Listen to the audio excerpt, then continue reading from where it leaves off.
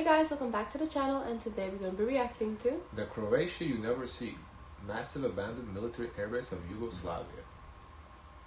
And after a morning in Plitvice National Park, we have left it behind towards the Bosnian border in search for the largest underground military base of Yugoslavia. And it looks like we found it. Look at this. Damn. Abandoned plane? Although we're scheduled to be in Split later today, this morning, we're going off the beaten path to make 3 incredible stops. Starting with... That's so interesting, it's just abandoned, like there's no... They don't scrap it for parts. Right. Never seen it like that. Wow.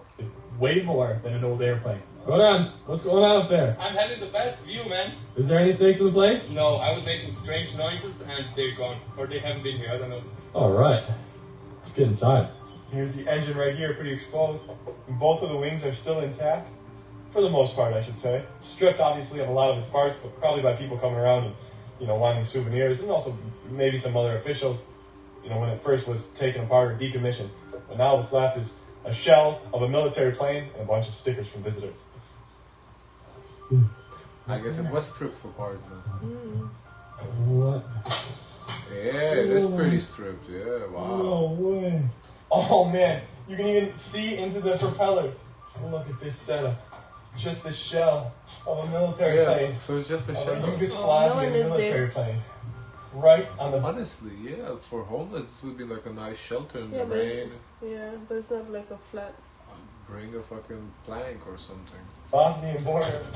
Oh, that's insane. That's so cool, man. Really, really cool. Wow. What? Everything is torn out. Just leftover stickers of visitors. Look at this. From the top That of the is plane. so Out here. interesting. Way out here. And what's crazy is under all of these overgrown trees and bushes and such is a massive complex. I'd be nervous if I'm at the nose and then it tips. If you that heavy, you shouldn't be walking, okay? It's true, the plane is just the tip of the iceberg here. We are currently standing on what was Yugoslavia's largest underground military base, and one of the most expensive military projects Europe had ever seen. Long story very short, 3 years after the US launched nuclear weapons against Japan, the Yugoslav government began construction of the Željeva Air Base. With a new weapon of mass destruction threatening world order, and 2 superpowers playing chicken over pressing the button during the peak of the Cold War, countries raced to protect and defend themselves. Yugoslavia spent the equivalent of $6 to $8 billion in the 50s and 60s on this underground airbase over the course of its 20-year construction, finally completing in 19... It seems like they're walking, there's no like tour guides, no nothing, so like anybody can It's go. abandoned, yeah.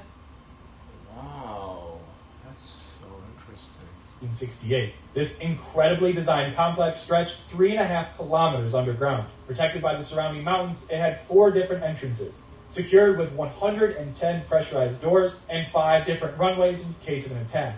It had its own water source, power generators, fuel supply, air conditioning, food quarters, and a mess hall that could feed 1,000 people at once. Along with bunkers and tunnels, it was used to build and store military airplanes, and served as Yugoslavia's central hub for advanced communication, with technology for early detection of Soviet ballistic missiles. The complex also had an impressive above-ground layout as well, with 34 buildings, including barracks, boiler rooms, dry cleaners, and a radar surveillance system at the top of the mountain. This place was like a Bond villain's wet dream. However, because of its incredible power and location, during the Homeland War, or Croatian War of Independence, Yugoslav People's Army, or Yugoslav National Army, set out on a year-long mission to destroy it. And in 1992, 56 tons of missiles were used to bomb it until consumed with internal fires. It hasn't been in operation since the war, and today, it's still monitored by police and border patrol. But you are able to go in and explore at your own risk. If you do go, be extremely cautious and stay on the road, because during the war, landmines were also placed here, and not all of them have been uncovered. And inside the tunnel,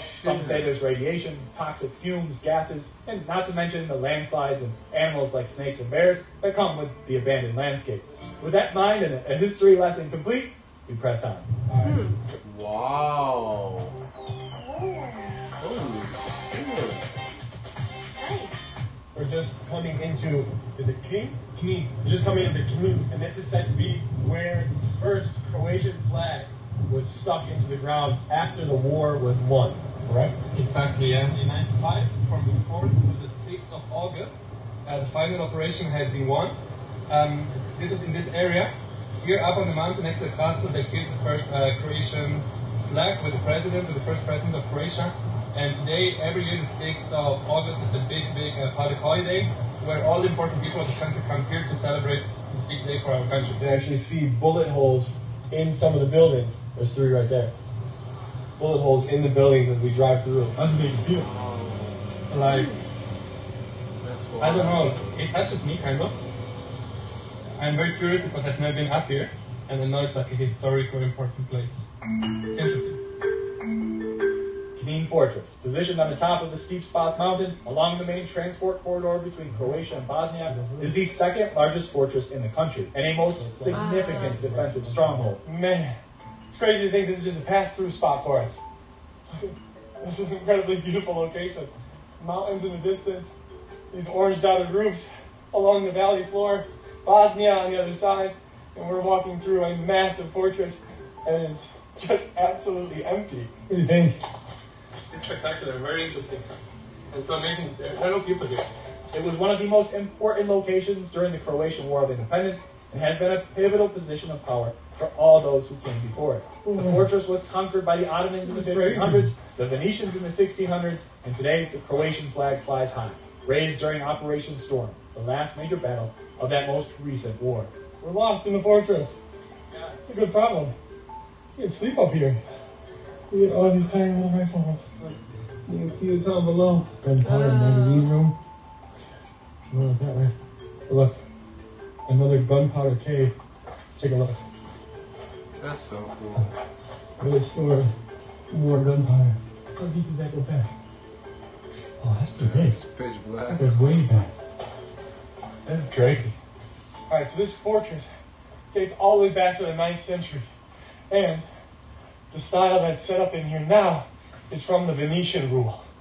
And that's what made all these moderations. This is one of the most beautiful fortresses I've actually seen Look at the nature. anywhere. And we have the whole place to ourselves. Look at this.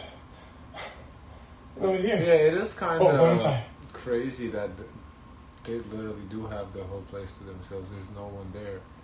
Which I guess it's not a popular tourist destination. That kind of interesting. I would think it would be. That, you know, kind of significant, at least seems like a significant location. Even the tour guide was like, "Oh, I've never been up here." I don't know if he's a tour guide. I think he's like a local guide that he found. I don't know if she's like official capacity tour guide. Oh. Can you give me the summary? Yeah, okay, so this is Franjo Tuđman. Even more summary. Huh? Give me the big summary. The war. Summary of the war. You want to go in that politically? Summarize the whole war. Okay. So the war started in 1991. It's more summary. How short? One sentence. 2 sentences. How are you going to start? I'm asking them to give me Bang, a bang, summary boom, of country something summary. that is so layered, That's the so summary in one difficult. sentence. Basically, the war went from 1991 to 95. 95, exactly, yeah. And there's many layers to it. It was, some may call it the Yugoslavian War.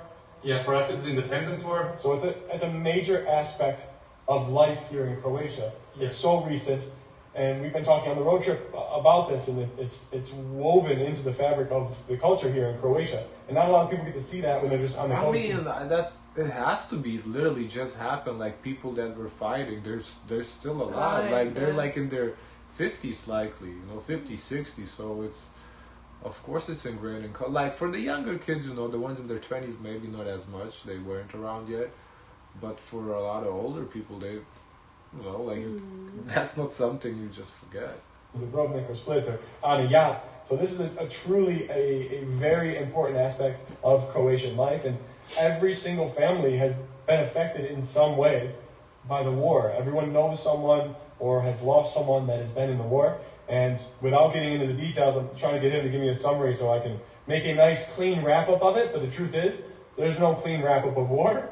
There's, one side will tell one story, another side will tell another story, so it's hard for me to try to get him to justify in a few sentences what this war was all about. But basically, the end resulted in Croatian independence from Yugoslavia. Exactly. And I also try to not take a big point of view from one side only, because I know that the other side has an own point of view. It's very complicated, and at the end there's so many things that happened.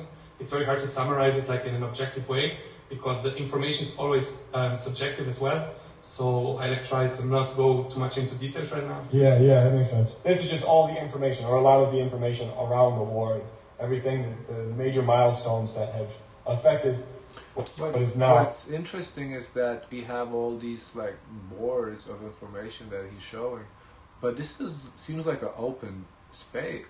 Unless we went somewhere, but look there's no tourists. You just enter. There's no entrance fee, no nothing. So how? It's just, I guess, interesting that nobody just steals it or destroys it, tags it with graffiti, I think that it could also be respect, because the people themselves went through this war, so I don't think people do graffiti over this. It's always anarchists everywhere. I feel some people just like chaos. They would just do shit to do shit, especially teenagers and whatnot. Croatia. Let's go up to the flag now.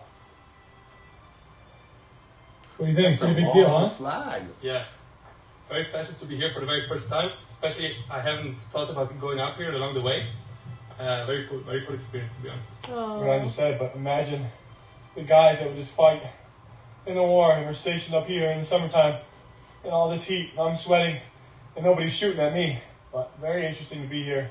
And, I can't quite understand what Goran is feeling, but it seems like it would be such a significant place. This is the place that signified where you officially won your independence. And it's such a beautiful location, too.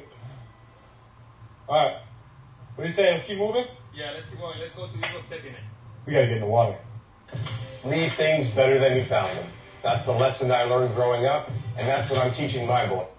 Yeah. Back on the back roads, straddling the Bosnia and Herzegovina border in 90-degree heat and no air conditioning, our last stop was a necessary one. Alright, all hot and bothered from a full-on day, we finally made it to church. But more importantly, well maybe not more importantly, but in a different aspect, we have made it to the city. And this is where we will hopefully cool off.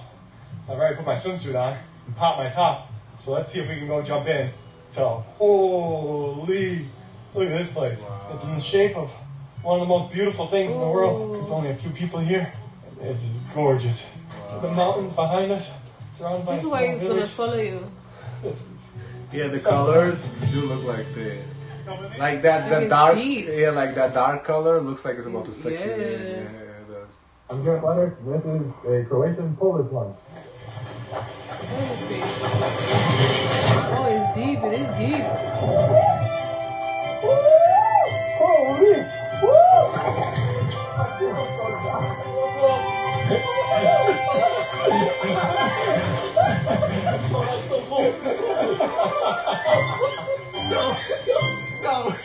It's cold.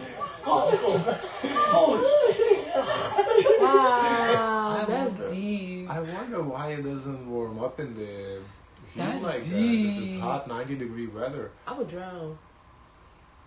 Well, And then I, oh God.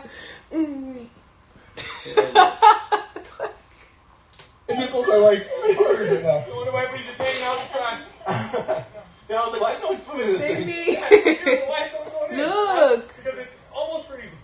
Oh no. I don't understand. Why is it's 40, guys, Wow. gotta explain this to me. Why is it only 8 degrees Celsius when outside he said it's 90 degrees, which He's is sweating. 33. And he's having a sweat mustache. Yeah, it's 33 degrees outside, and why is this only 8? What cools it down like that? You see, it's going down somewhere deep. I don't know, there may be cold water down there. I don't know. That's so interesting. Yeah. Yeah, go.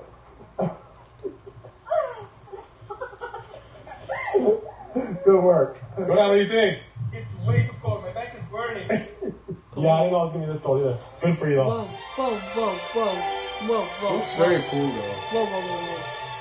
I've be afraid for you because when it's cold like that, you After can't a breathe. full-on day, exploring some lesser-known Croatian can't sites say and views, you're on your experiences, own. we finally make it to the popular coastal city of Split, where we make the obligatory stop in Gelato.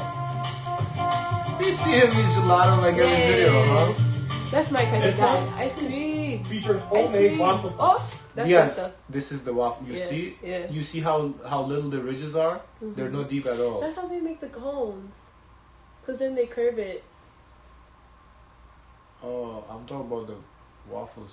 The Norway video. That's what I'm talking about. And Watch, each they're gonna one make got the a waffle. Yeah, beautiful no, I get it, but it's similar principle. yeah. Like it's not deep ridges. orange chocolate at the bottom from their never-ending chocolate Ooh. fountain. Yeah, Wow. I know. Oh, Oh When just like that. my gosh. we finished the day here in bustling Split with some ice cream, with the whole crew happy as pigs in mud. I hope you guys enjoyed the video. If you did, I guess that's it. Is it? and please give it a thumbs up. Subscribe if you haven't already. Stay tuned next week.